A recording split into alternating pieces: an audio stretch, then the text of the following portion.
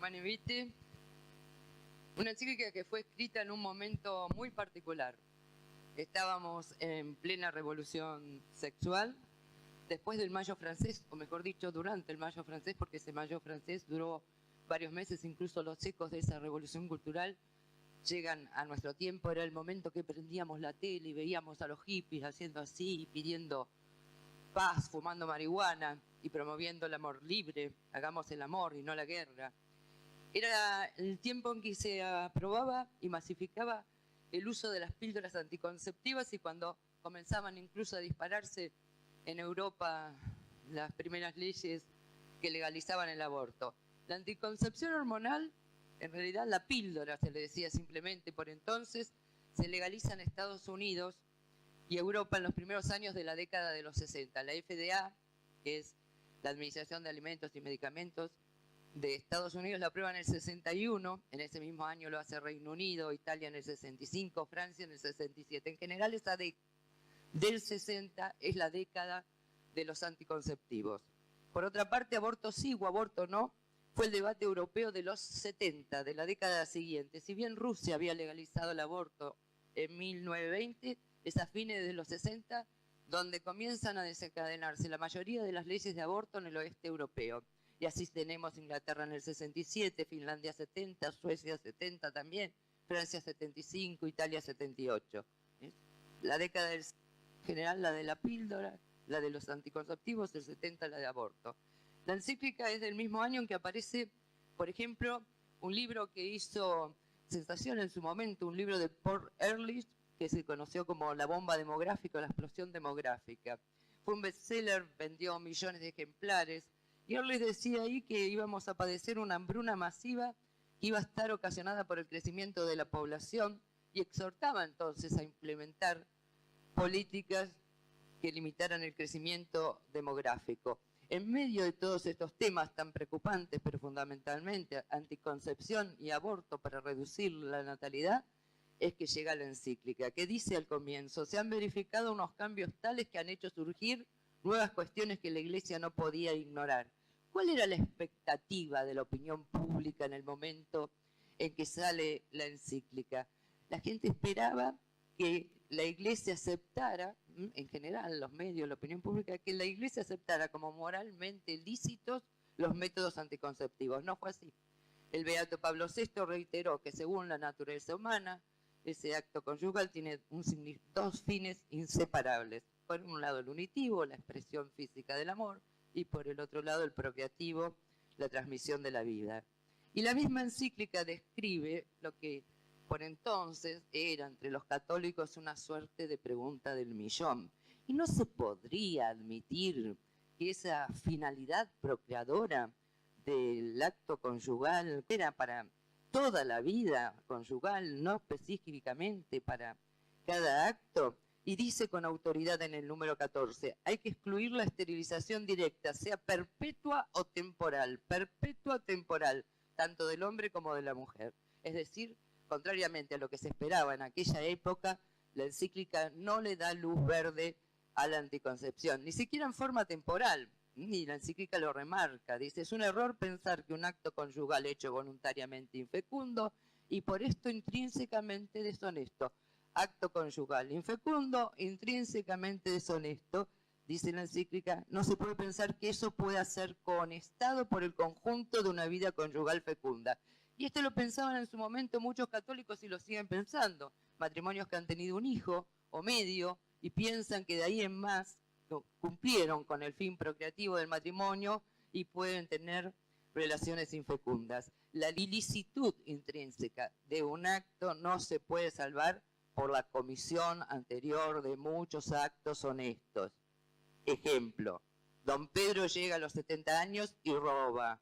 Don Pedro se convierte en un ladrón, aunque haya tenido hasta ese momento una vida intachable.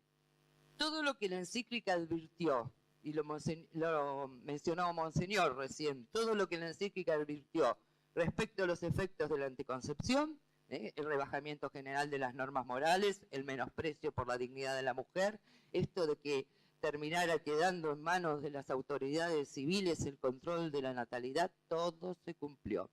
A mí me pareció realmente providencial la organización de este simposio sobre la Humanae Vitae en este momento, porque todos esos temas sobre los que la encíclica arroja tanta claridad, los tenemos hoy en el centro del debate por la ESI, como lo llamamos abreviadamente, a la educación sexual integral. Y entonces a eso yo, que hago seguimiento legislativo, aprovechando la ocasión me voy a referir. A veces escuchamos, lamentablemente, dentro de este combate, a muchos católicos rechazar solo la ideología de género. ¿Cuántos carteles vimos que decían ESI sí, ideología de género no? Incluso escuché a muchos católicos ponderar la ley vigente.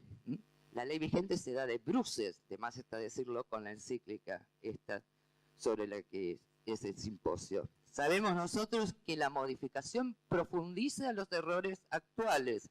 Por supuesto que va a ser, después lo vamos a explicar, a la ley mucho más coercitiva sobre todo, pero tenemos una ley actual que ya es mala. No es lo mismo resistir a la profundización de los errores, que eso incluso puede usar a la ideología de género como algo estratégico. No me parece mal que se levante como bandera hoy el tema de la ideología de género, porque a la gente lo otro ya no lo asusta demasiado. Entonces decirle, mirá, al nene en jardín le van a decir a tu chico que hoy es Pedro, pero mañana puede ser Juana, eso todavía la gente le da como cosita. Entonces, no me parece mal desde lo estratégico. Lo que no se puede admitir es que digamos, como he escuchado tantas veces, qué lástima, che, teníamos una buena ley de ese y ahora le quieren meter ideología de género.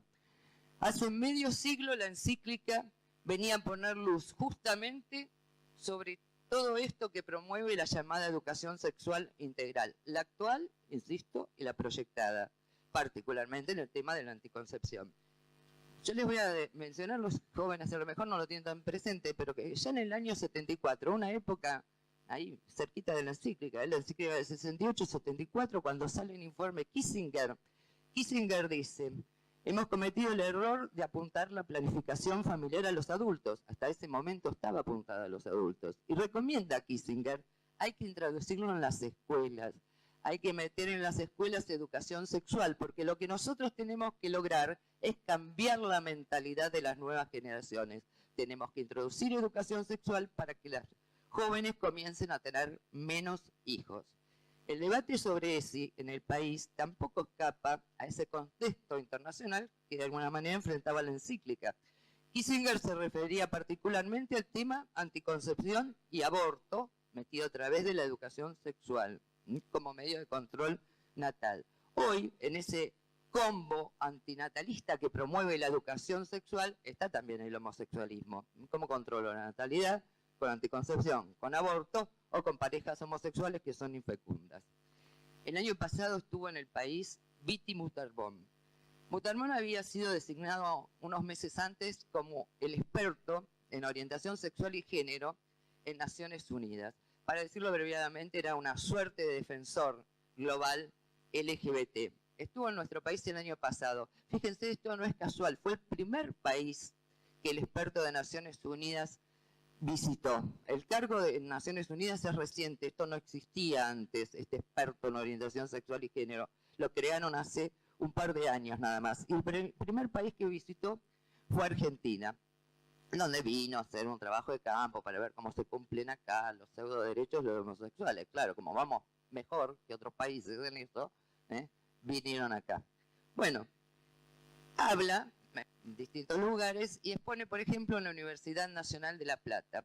Y Mutarrón repite algo que había dicho a poco de asumir en el cargo, pero vino y lo dijo acá, en La Plata. Dijo, hay algunos derechos que son absolutos y otros que no lo son. Y uno ahí ya empieza a temblar. Los absolutos deben ser los de ellos, los que no lo son deben ser los nuestros, ¿no? Y aquí la apunta especialmente en esa oportunidad Mutarrón. ¿Cuáles son los derechos que no son absolutos? Y ahí entramos en el derecho a enseñar y aprender, en los derechos naturales de los padres en materia de educación de los hijos. ¿Por qué? Porque decía Mutarrón, a los chicos hay que formarlos en actitudes correctas desde una edad temprana. Y fíjense cómo empezaron a bajar esos lineamientos de Naciones Unidas inmediatamente en el país. O sea, ¿cómo formo a los chicos en eso que para Mutarrón son las actitudes correctas, a las que tengo que inducirlos desde chiquititos? No, tengo que llegar a los chicos en las escuelas, para llegar a los chicos en las escuelas necesito adoctrinar docentes. Por eso el año pasado se hizo en este país el primer Congreso Nacional de Educación Sexual Integral, que se hizo a poco de la visita del experto, a mediados de año, en Santiago del Estero, un congreso que fue declarado de interés educativo por el Ministerio de Educación, que otorgaba puntaje docente, que estaba destinado a todos los docentes, no a una población docente en particular, y la coordinación de ese congreso estuvo a cargo de un catamarqueño que es activista gay, Jorge López, y Lucía Paz, un travesti. Son los autores del libro El niño homosexual en la escuela primaria. Esto es lo que quieren meter. Según declaran los autores de la obra, ese libro tiene como objeto desnaturalizar los mitos de la niñez heterosexual, que deje de ser algo normal y único. Y por supuesto que todos los expositores de ese primer Congreso Nacional sobre ESI, así lo llamaban, eran activistas LGBT. Estuvo María Rashid, que es conocida, que es la secretaria general de la FAL, que ahora está trabajando en la Defensoría del Pueblo de la Ciudad de Buenos Aires. Estaba Fabián Vera del Barco, por ejemplo, de Tucumán, y menciono a este en particular porque tiene que ver con el tema educativo. ¿Por qué llevan a Fabián Vera del Barco a hablarle a los docentes? ¿Es un docente? No. Es el activista gay que querelló ante el INADI de Tucumán al profesor Pascual Viesgo Bueno, que es un profesor de Filosofía del Derecho de la Universidad Nacional de Tucumán, y había osado hablar en clase de la estructura natural de la familia. Al querellante es al que llevan a hablarle a los docentes. Bueno, un congreso, como le dije, que fue promocionado y declarado de interés por el Ministerio de Educación, donde todos los expositores eran activistas LGBT, varios travestis, y eso se dedicaron a capacitar a los docentes de sus hijos en materia de educación sexual integral. No quiero que nos quedemos en este espanto que, gracias a Dios, todavía nos provoca la ideología de género. Así que yo ahora voy a repasar el derrotero legislativo, porque esa es mi área de trabajo, de la educación sexual integral, para ver cómo llegamos a esto en este país. ¿Cómo llegamos a que los travestis estén adoctrinando a los maestros de nuestros hijos? Este combate comienza en Argentina hace muchos años, con la sanción de las leyes y las ordenanzas de salud reproductiva. Las leyes de salud reproductiva son esas que habilitaron la repartija masiva, indiscriminada, gratuita de anticonceptivos. Esas leyes que nos llenaron de anticonceptivos los consultorios de los hospitales públicos. Ahora, esto apunta, como señalaba Kissinger que había que hacer, a los jóvenes, a los adolescentes, son los que menos pasan por los hospitales públicos. Yo tengo que dejarlos a anticonceptivos y además moverlos a los chicos para que vayan a buscarlos. O sea, tengo que alentar la demanda. Las leyes de salud reproductiva, todas, tienen dos patas. Esa, en materia de salud, repartija de anticonceptivos, y la otra, que tiene que ver con que lleguen a los jóvenes. ¿Y cómo hago? ¿Cómo aliento la demanda? Con el método gramsciano, de dos modos, ¿no? Con los medios de comunicación y a través, fundamentalmente, de la educación. Por eso todas las leyes de salud reproductiva intervienen en esas dos áreas, salud y educación. Nosotros tenemos una ley de salud reproductiva que es de finales del 2002, que se sancionó el 30 de octubre del 2002, pero antes de esa ley nacional ya teníamos varias leyes provinciales, 13 leyes provinciales. Dejemos de lado la de La Pampa, que es un caso especial que no vale la pena acá referir, que se usaron muchas artimañas para conseguir en La Pampa una ley de salud reproductiva a comienzos de los 90. Pero sacando esa, nosotros tuvimos toda una cantidad de leyes que se empezaron a parar una tras de otra. ¿Después de qué? Después de las grandes conferencias internacionales del mediados de los 90, esas que hizo Naciones Unidas. 94 fue la conferencia sobre población y desarrollo de Cairo, 95 Beijing. A comienzos del 96 en el país, una tras otra las leyes de salud reproductiva. La primera, la del Chaco, comienzos del 96. Se intentó frenarla, casi la vetan, pero quedó en pie y ahí se desencadenaron las demás. Atrás Mendoza, en el mismo año, hacia finales del 96, Neuquén 97, Misiones la implementan en el 98 con un decreto del gobernador, Jujuy 99, Chubut también a finales del 99 y llegamos al 2000. En el 2000 cambia con la cosa en el país, porque si bien uno le puede achacar muchísimas cosas al gobierno menemista, no le voy a entrar en detalles, sí que había un cierto freno, no era tan afecto por ahí a este tipo de leyes como gobiernos que se le sucedieron. Así que en el 2000, que tuvimos un cambio en el gobierno, hay muchas leyes de salud reproductiva, que todas son de ese año. La primera fue la de la ciudad de Buenos Aires, que se sancionó el 22 de junio del año 2000. Esa ley fue muy resistida. Ayer mencionaban en el presimposio al padre Sanabuja, él nos alentaba. En ese momento visitábamos a los legisladores, no le mandábamos WhatsApp como hacen ahora. Nosotros teníamos que preparar la carpetita, y poníamos hasta recorte de diario, poníamos material, los íbamos a visitar, se lo dábamos mano, hacíamos manifestaciones como esas que vieron ahora por el tema de aborto, se hicieron varias en la puerta de la legislatura porteña, había muchos jóvenes de las escuelas católicas de la ciudad de Buenos Aires, igual se sancionó. Esa vez, como tantas otras, perdimos. Fue el 22 de junio del 2000. Insisto, todas esas leyes de salud reproductiva prevén articulación entre salud y educación. Salud reparte anticonceptivos y educación alienta la demanda. Esas leyes de salud reproductiva ya garantizaban espacios de reflexión e información dentro de las comunidades educativas, también la capacitación de docentes. Las leyes de salud reproductiva fueron la llave que le permite al feminismo ingresar a las escuelas y empezar a adoctrinar a niños y adolescentes. Y los padres de familia, les cuento, para alentar un poco a los padres que se encuentran con el problema de la ESI hoy, comenzamos también a resistir en ese momento. No es que ahora se oponen a la educación sexual como ha sacado los medios en general de tirada masiva. Hay muchísimos titulares como si de golpe porrazo nos opusiéramos a la educación sexual. En esa época la empezamos a resistir. Yo le puedo contar la experiencia de mi municipio, que es el de Vicente López, en el conurbano bonaerense. Nosotros nos presentamos en ese momento, año 2001, la ordenanza de salud reproductiva de Vicente López también es del 2000, como la ley de la ciudad de Buenos Aires. Nos presentamos ante la justicia y en los tribunales de familia de San Isidro, que son los que judicialmente nos corresponden, y la justicia nos dio la razón a los padres. Y en el municipio se tuvo que suspender, por lo menos en ese momento, todo lo relativo a la educación sexual. En ese fallo, en que los jueces nos daban la razón a los padres, decían, no se le puede dar educación sexual a los niños sin su autorización expresa. Y lo fundaban en una ley, la mencioné el jueves charlando con algunos, que es la 23849, una ley que nosotros tenemos más o menos fresquita porque la mencionamos mucho durante el debate de aborto. La 23849 es esa ley con la que Argentina aprueba la Convención de los Derechos del Niño. Es la que tiene esa declaración interpretativa que dice que en este país se es niño desde la concepción, por eso la mencionamos tanto. Pero tiene otra declaración interpretativa que dice que las cuestiones vinculadas con la planificación familiar, que es el término que se usaba antes para referirse a lo que ahora llaman salud reproductiva, atañen a los padres de manera indelegable de acuerdo a los principios éticos y morales. En base a esa ley, los tribunales de familia, ya por el 2001, fallaron a favor de los padres. Yo lo destaco esto hoy, no para traer historia antigua, sino por los embates que estamos sufriendo, y para recordarle que la 23849, entre otras muchas de jerarquía constitucional que también avalan los derechos de los padres, esta sigue vigente y sigue gozando de rango constitucional.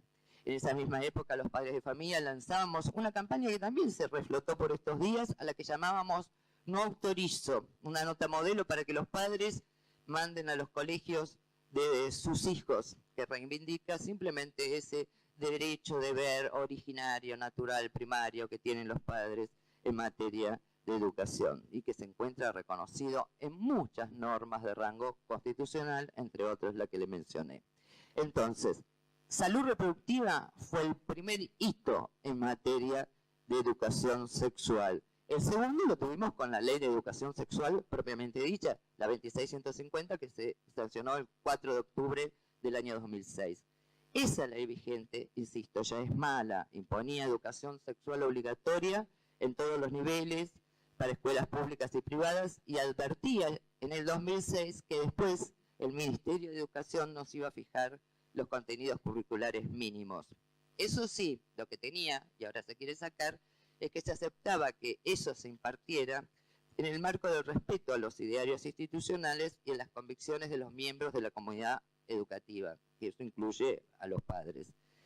Algunos se contentaron ya por aquel momento con eso, que es salvar a los chicos de las escuelas confesionales o de gestión privada, sin pensar, por ejemplo, qué pasa con aquellos padres que no puedan pagar la cuota de un colegio privado acorde a sus convicciones, porque esos derechos naturales de los padres son prioritarios, y valen tanto para la gestión privada como para la gestión pública. ¿Qué le quedaba a los padres ya en aquel entonces cuando no coincidieran con eso que la ley definía como la opinión mayoritaria de la comunidad educativa? Tendrían que consensuar sus derechos naturales. Los derechos naturales sometidos al consenso. Bueno, esa era la ley del 2006. Pasamos al 2008. En el 2008 aparecen que esos contenidos curriculares básicos que nos habían anunciado que iban a fijar. Y ahí ya se plasma de un modo más claro el tema de ideología de género. Esos contenidos promovían, entre otras cosas, me refiero a los del 2008, ¿no? Lo que anuncia en ese momento el ministro de Educación en Todesca, hablan de del respeto y la valoración de las distintas formas de familia. Reemplazan la naturaleza femenina y masculina por expectativas socioculturales de lo femenino y lo masculino. Y ya en el 2008, esos contenidos curriculares decían que la identidad sexual es un derecho humano. Por supuesto que estaba este tema de que el único modo, según esta ley, de prevenir el SIDA es sabiendo usar un preservativo. El tema del preservativo, la verdad, es un tema aparte. Yo hice muchas notas, hice entrevistas por este tema, y cada vez que salta este tema preguntan por el preservativo, ¿no? Porque quieren como revolver un puñal, son las personas desalmadas, ustedes, a las que no les interesa que los chicos se infecten, las chicas se embaracen.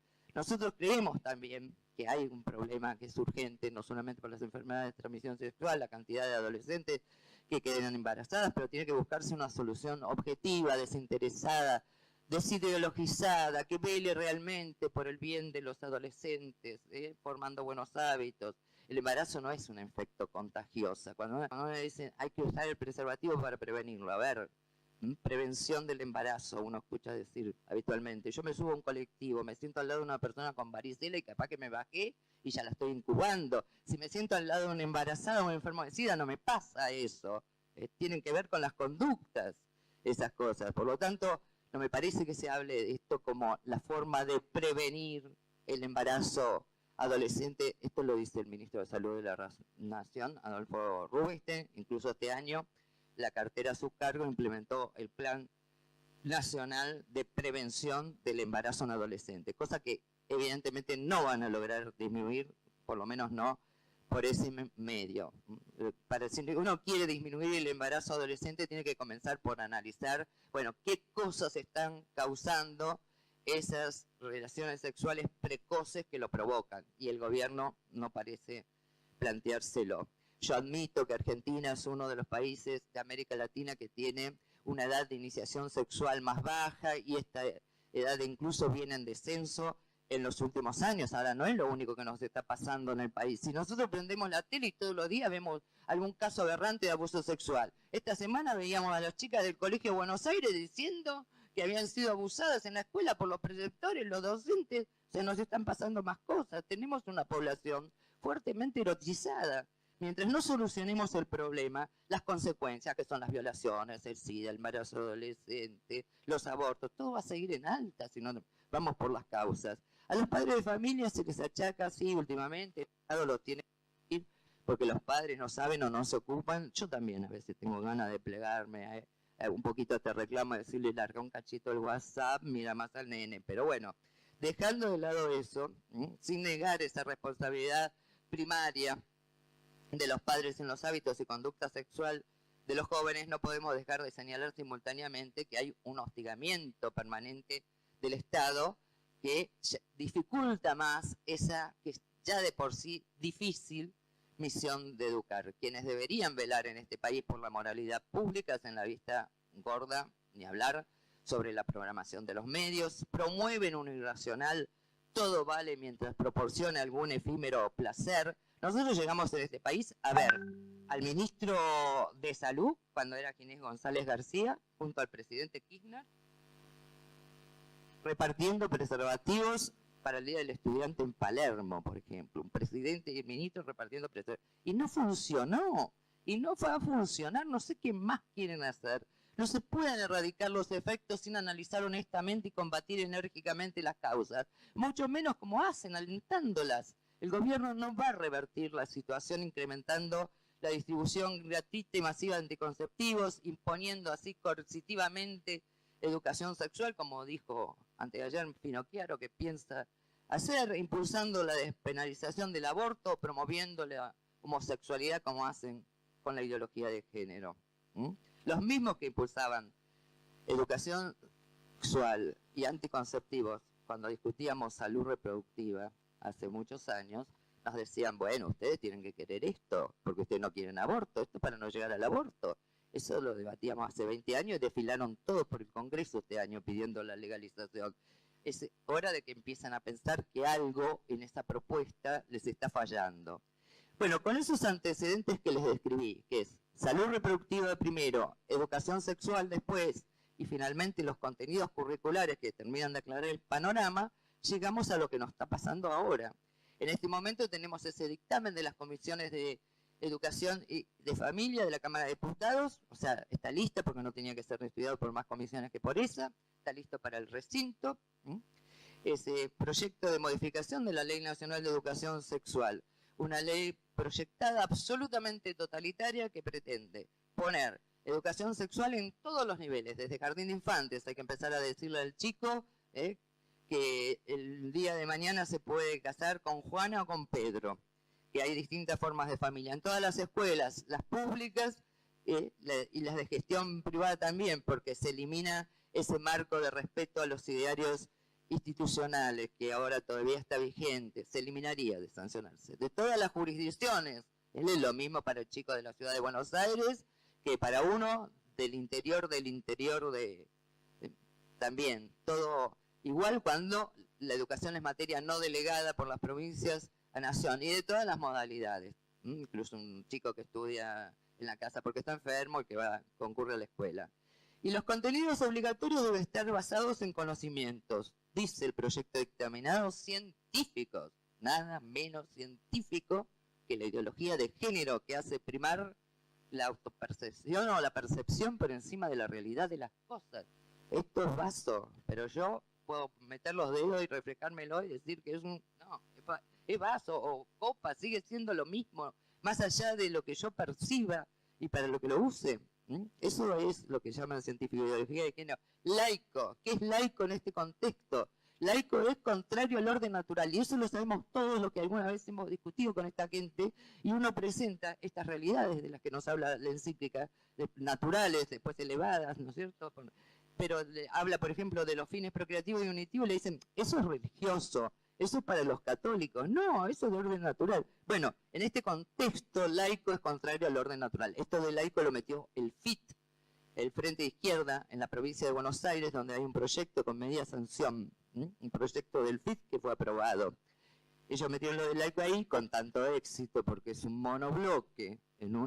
Un diputado del FIT, Guillermo Cane, en una Cámara de Diputados Provincial que tiene 92 diputados, y logró que se lo aprueben y sin despacho de comisión, bueno, bailaban en una pata. Después Romina del Pla, que también es del mismo frente, pues son los dos del Partido Obrero, lo lleva al Congreso y se conjuga en ese dictamen que ahora tenemos listo para el recinto.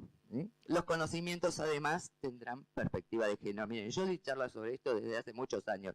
Me acuerdo que trataba de advertirle a la gente sobre la ley de identidad de género, la gente lo veía tan lejano. Me decían, no, pero quédate, a mí no me va a pasar nada, yo vivo en Torcuato, voy con mis hijos a jugar al rugby del hindú. No, el colegio parroquial de mis hijos nunca va a tener un travesti. Trataba de sacudirlo a la gente inventando ejemplos. Decía la señora, mire, cuando usted esté internada en una habitación compartida y la señora de al lado pida el papagayo, no le va a gustar. La gente, jajaja, qué graciosa, guau, guau, guau. Bueno, ahora no tengo ni que inventar. Ahora tengo los ejemplos concretos de lo que nos está pasando. El otro día publicaba Clarín el caso de Stephen Wolf, en Inglaterra, Steve resulta que era un violador preso en el año 2016, había violado a 3 mujeres. Está preso por eso. ¿Pero qué hizo Steve? Steve se presentó ante las autoridades penitenciarias y dijo, no soy más Steve, ahora soy Karen, me autopercibo Karen. ¿Y qué hicieron en Inglaterra? Lo pusieron en el pabellón de mujeres y el sátiro que hizo lo mismo que venía haciendo, violó 4 reclusas. Eso es ideología de género. Nosotros tuvimos en el país este año un señor que trabajaba en la FIP en Salta, Sergio Lazarovich. Resulta que Lazarovich llega a los 60 años y dice, ¿para qué voy a esperar 5 años más para jubilarme? Si los legisladores dicen que con decir que me llamo Sergio ahora, me autopercibo Sergio, me jubilo ahora, listo. Me voy a levantar todos los días a las 7 de la mañana, ¿para qué? Si dicen que me puedo percibir mujer, me jubilo a los 60. Y se jubiló. Esa es la ideología de género. Eso es lo que nos está pasando. La ley proyectada, además de ser inmoral, es inconstitucional. Así que se esperaría que los padres de familia, si esto se sanciona, hagan lo mismo que hemos hecho antes cuando nosotros teníamos hijos menores y vayan también a la justicia. Finalmente, ¿qué podemos hacer nosotros frente a esto? ¿Qué nos queda? Tenemos que fundamentalmente revalorizar el matrimonio y la familia. Hay que educar en el amor, educar la afectividad, educar en la castidad, como mencionaba Monseñor recién, y educar para el matrimonio y la familia. Hay que motivar a los jóvenes, no solamente para que se casen, sino que para que descubran que hay que prepararse bien antes de casarse. Prepararse para el matrimonio es disponerse para una vocación que se ha de vivir durante toda la vida. Un mínimo de responsabilidad indica entonces que deberíamos prepararnos bien. Ahora, ¿cuándo se prepara uno? El deportista se prepara bien para esa competencia que él juzga importante. Si no, no. El equipo de fútbol no entrena del mismo modo para un amistoso que para la final de la Copa del Mundo. Así que lo fundamental para que los jóvenes quieran casarse, quieran prepararse bien, es revalorizar el matrimonio. Los educadores deberán formarlos para eso, para que descubran la belleza del matrimonio y la familia. Hay que educar para el amor, para el matrimonio y la familia. Sí, yo sé que yo vengo hoy a decir esto en medio de lo que vivimos, y acá pasa más desapercibido cuando lo digo en Buenos Aires, wow, me gastan en los medios, pero es la realidad. A mí me encantó ese spot que hicieron invitando a este simposio, donde el licenciado José María Herrán les invitaba y decía, porque la verdad del matrimonio no cambia. Sí, por eso tenemos las mismas recetas. El amor humano se da, aunque parezca perogrullado entre 2 seres humanos. Le caben todas las reglas, los límites y las exigencias que impone la naturaleza humana. No le puedo decir a la nena de jardín que el día de mañana se puede casar con Juana o con Pedro, que es lo que pasa con la ESI. Somos además seres racionales y el verdadero amor tiene que pasar ineludiblemente por la inteligencia. Dios puso en la sexualidad 2 fines, ya los mencionaron, unitivo y procreativo, como recuerdan la encíclica en el punto 12. Puso en el hombre ese impulso sexual para que se propague la especie. De no sentir el hombre ese impulso, lo que yo me imagino es que la historia de la humanidad hubiera comenzado con Adán y Eva y se hubiera terminado con Adán y Eva también. Dios nos ayuda con esos impulsos. Para que se reproduzca le dio ese impulso, como le dio el hambre y la sed para que conserve la vida. Es lo mismo. Y me da placer comerme un asado, vaya si me da placer comerme un asado, pero no es el fin de la comida el placer. El placer es bueno, y el placer fue puesto por Dios, pero no es tampoco el fin del acto sexual. Por el acto sexual me uno a otra persona. Lo mencionaban ayer los chicos en el presimposio, este número 9 de la cíclica, me uno en cuerpo y alma. Decían, recordaban ayer, un amor plenamente humano, sensible y espiritual al mismo tiempo. Todo lo que el hombre hace compromete las 2 dimensiones. Pretender solo la unidad de los cuerpos, sin el compromiso del amor y la responsabilidad por la vida que pueda engendrarse, discúlpenme chicos, es portarse como un animalito. Para poder entregarse hay primero que poseerse, hay que tener dominio de uno mismo y de los propios impulsos. ¡Wow! ¿Y cuál es esa virtud que hoy parece innombrable, que naturalmente regula el impulso sexual? Es justamente la castidad. La castidad es la que me permite tener una conducta realmente humana. La educación en la castidad es por consiguiente uno de los pilares en la preparación para el matrimonio. La encíclica, en el número 22, llama justamente la atención de los educadores sobre la necesidad de crear un clima favorable para la educación en la castidad. Hace 50 años ya ese documento de Pablo VI mencionaba como un obstáculo para la educación todo lo que en los medios de comunicación social conduce a la excitación de los sentidos y al desenfreno de las costumbres. ¡Wow! 50 años, imaginemos, no había ni internet, ni redes sociales. Imagínense si se levantara la tumba de Pablo VI hoy y nos viera con el WhatsApp. ¿Cuántas más trabas tienen los chicos hoy? Sabemos que es muy difícil resistir a esta mentalidad hedonista imperante, pero les decía, el deportista se entrena bien para aquello que juzgue importante. Y prepararse para el matrimonio, por supuesto que también exige esfuerzos y demanda renuncias. También para esto va a haber que hacer sacrificios. Claro que se van a poner los medios en tanto se valora el fin. Si siempre ha sido difícil vivir la castidad, porque esto no es nuevo, siempre fue difícil vivir la castidad, cuanto más hoy con tantas tentaciones. Yo soy consciente que algunas de las cosas que les dije se describen así de fácil, Ahora, ¿cómo cuesta vivirlas? Humane Vitae ya en su momento desafiaba los criterios en boga. Hoy es una encíclica que prácticamente nos parece impracticable. Pero estoy convencida de que nos será más fácil hacerlo cuando descubramos que el matrimonio, ese que se funda en los designios de Dios y en la naturaleza humana, es el gran misterio que planifica el amor. Y en nadie escapa que el amor, el verdadero amor, ese para el que nuestros niños y jóvenes merecen ser educados, ese amor al que la encíclica nos exhorta, es una aventura que vale la pena vivir.